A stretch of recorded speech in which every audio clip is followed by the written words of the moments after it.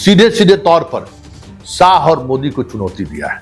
सीधे सीधे तौर पर शाह और मोदी की उस सियासत को खारिज कर दिया है। इस ट्वीट के सहारे फायर करने की कोशिश हो रही कि नहीं, बिहार में चलेगी तो बिहार की चलेगी, मोदी और शाह की नहीं चलेगी। ये तीनों बात ऐसी बात है जिसके सहारे समझा जा सकता है कि बिहार में ऑल इज वेल नहीं है। तो ये जो भूजा पार्टी है, उस भूजा पार्टी पर भी कहीं ना कहीं गिरिराज का अटैक, और गिरिराज समझ रहे हैं कि नीतीश अगर इस सीन से बाहर हुए, बड़े भाई की भूमिका से बाहर हुए, क्योंकि बेगूसराय के कम्युनिकेशन में अति पिछड़ा का क्या योगदान है वो समझते हैं, इसलिए ये सीधे सीधे तौर पर अटैक किए। और इस अटैक का मतलब है कि जो कुछ भी दिल्ली में तय हुआ वो सारा, उससे बिहार सहमत नहीं है, और बिहार की असहमति का मतलब है शाह और मोदी को सीधे सीधे तौर पर दिल्ली के साथ, दिल्ली जबरन लगता है कि उन्होंने ट्वीट कराई है, और उस ट्वीट के साथ दिल्ली में भले ये लोग खड़े दिखे, पटना आते ही चीजें बदल गई। नमस्कार, पॉलिटिक्स में आप सबों का स्वागत है।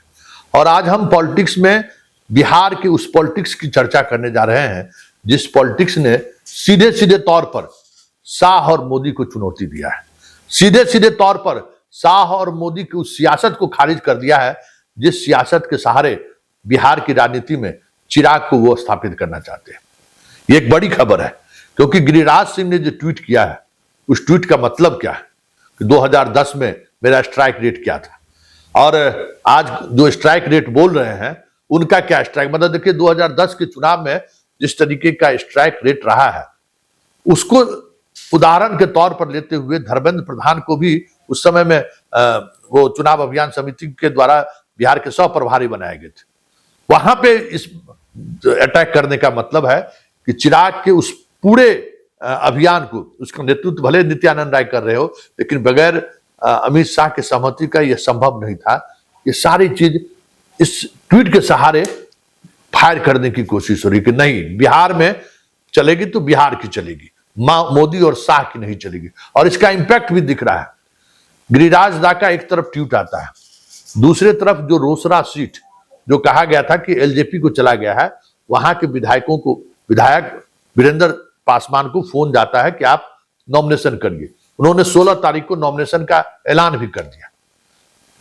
और इस बीच एक और खबर आ गई कि कुशेश्वर स्थान से जो ये विधायक है शशि हजारी, जो जदयू के विधायक है, वो बीजेपी ज्वाइन कर लिए। और तीसरी बात, जो बीजेपी का केंद्रीय चुनाव अभियान समिति की बैठक में उम्मीदवारों की मोहर लगने के बाद आज बीजेपी के दफ्तर में मिलन समारोह चल रहा है। ये तीनों बात ऐसी बात है जिसके सहारे समझा जा सकता है कि बिहार में ऑल इज वेल नहीं है। और फिर प्रेस कॉन्फ्रेंस का रद्द होना, जदयू का मिलन समारोह रुक जाना, ये सारी चीजें ऐसी हैं जो दिखा रहा है कि दिल्ली में जो तय हुआ था उससे बिहार अलग रुख अख्तियार कर दिया है। अब सवाल ये उठता है कि गिरिराज सिंह के ट्वीट में कहीं न कहीं नीतीश को मजबूती प्रदान किया है। तो ये जो भूजा पार्टी है, उस भूजा पार्टी पर भी कहीं ना कहीं गिरिराज का अटैक, और गिरिराज समझ रहे हैं कि नीतीश अगर इस सीन से बाहर हुए, बड़े भाई की भूमिका से बाहर हुए, तो ये तय समझिए कि आने वाले चुनाव में रिजल्ट क्या होगा गिरिराज सिंह बेहतर समझते हैं। क्योंकि जब वो चुनाव लड़ते हैं बेगूसराय में तो उनको पता है कि नीतीश कुमार किस वोटर को एड्रेस करते हैं और उससे उनका स्ट्राइक रेट कैसा होता है।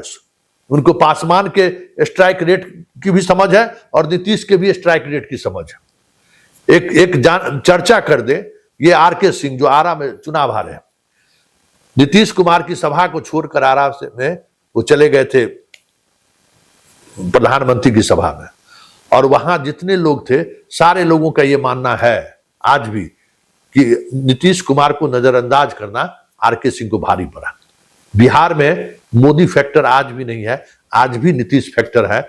यह 2024 के लोकसभा चुनाव में भी देखने को मिला। अगर ये फैक्टर नहीं होता तो बीजेपी को 5 सीटों का नुकसान नहीं होता। ये बात समझने की बात है, और ये बात गिरिराज अच्छी तरीके से समझते हैं, क्योंकि बेगूसराय के कम्युनिकेशन में अति पिछड़ा का क्या योगदान है वो समझते हैं, इसलिए ये सीधे सीधे तौर पर अटैक किया। और इस अटैक का मतलब है कि जो कुछ भी दिल्ली में तय हुआ वो सारा, उससे बिहार सहमत नहीं है। और बिहार की असहमति का मतलब है शाह और मोदी को सीधे सीधे तौर पर चुनौती। हम पहले भी कह चुके हैं कि महाराष्ट्र, गुजरात, राजस्थान, ये सारी जगह जहां है, आप उसको उस तरीके से बिहार को आप साध नहीं सकते हैं। बिहार को साधने के लिए जिस तरीके की सियासत की जरूरत है, उसमें एक आइडियोलॉजी भी महत्वपूर्ण है। और कहीं न कहीं उसी में केंद्र की बीजेपी की जो बड़े लोग हैं, नेता, फंस चुके हैं। अब देखना दिलचस्प होगा कि गिरिराज सिंह के इस ट्वीट के बाद बीजेपी में जिस तरीके की हलचल मची है। इतना ही नहीं, गिरिराज से पहले उपेंद्र कुशवाहा का जो ट्वीट आया है, उसमें जो चीजें सामने आई हैं, फिर जीतन राम मांझी का चुप्पी साधना, और एक बात, सब कुछ दिखाता है कि दिल्ली के साथ, दिल्ली जबरन लगता है कि उन्होंने ट्वीट कराई है। और उस ट्वीट के साथ दिल्ली में भले ये लोग खड़े दिखे, पटना आते ही चीजें बदलने लगी है। और चलते चलते एक और जानकारी हम आपको दे दें कि जो भूजा पार्टी है वो सबसे ज्यादा असहज है। दिल्ली से आने के बाद कोई भूजा पार्टी के सदस्य अभी तक मुख्यमंत्री आवास नहीं गए हैं।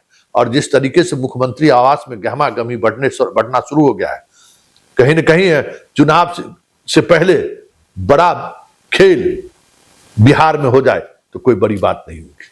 चलिए, आज के पॉलिटिक्स में इतना ही। और इस पॉलिटिक्स को इस तरीके से समझिए कि जो कुछ भी दिख रहा है ना, वो हो नहीं रहा है, और जो हो रहा है वो दिख नहीं रहा है।